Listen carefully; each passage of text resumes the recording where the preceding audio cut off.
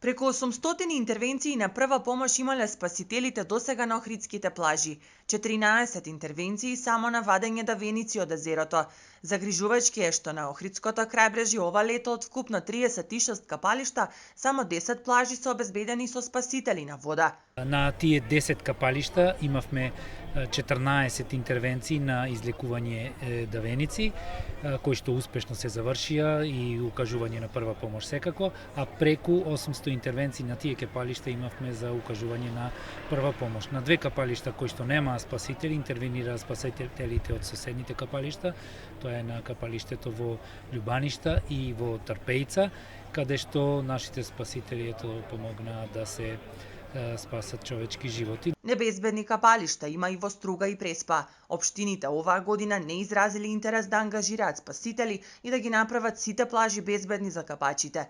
Без разлика дали имаат или немаат концесионери, тие мора да ги исполнуваат безбедносните протоколи, додава Точков.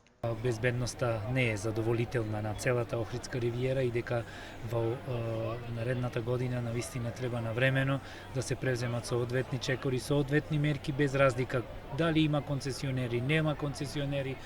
Безбедно треба да биде Охридското крајбрежје за сите капачи или доколку нема можност да се создадат безбедни услови, тогаш треба тоа надлежните установи да го истакнат на соодветни табли, да покажат дека тие капалишта не се безбедни и капачите ги користат на сопствен ризик. Апелот е капачите да посетуваат плажи кои имаат спасители и да бидат внимателни со активностите во вода.